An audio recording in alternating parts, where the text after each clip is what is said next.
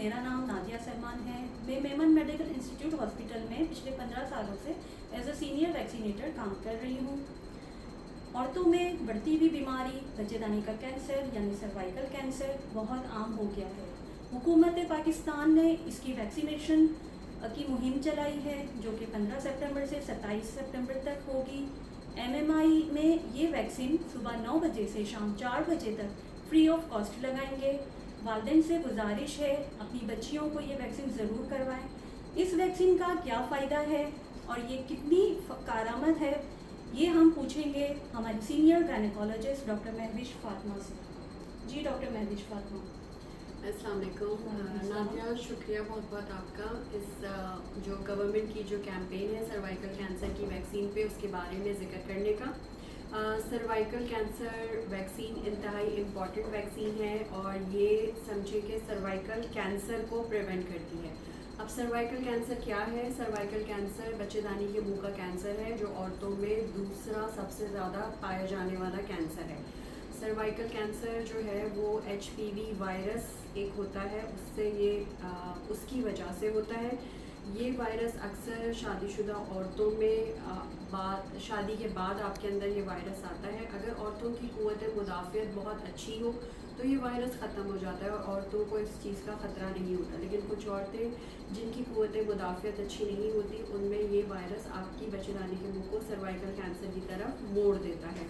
कुछ टेस्ट होते हैं पैप्समेयर वगैरह, अगर हम हर 3-3 साल पर कराते रहें 26 साल के बाद से 50 साल की उम्र तक, तो हम इस सर्वाइकल कैंसर का पता बहुत जल्दी लगा सकते हैं और औरतों को फ़ायदा पहुंच सकता है। अब सवाल आता है, अब जब हम बात करते हैं किसी भी बीमारी का तो सबसे पहले हमारा जोर होता है और हमारी तवज्जो होती है कि वो बीमारी हमें हो ही ना, तो इसको हम प्रिवेंशंस कहते हैं।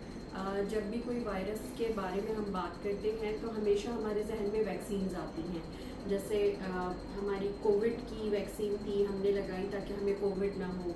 हमें चिकन पॉक्स और मीज़ल्स की वैक्सीन्स हैं, बहुत सारी वैक्सीन्स हैं जो लगाई जाती हैं ताकि बच्चों में लगती हैं ताकि आपको आगे चलकर ये बीमारी ना हो।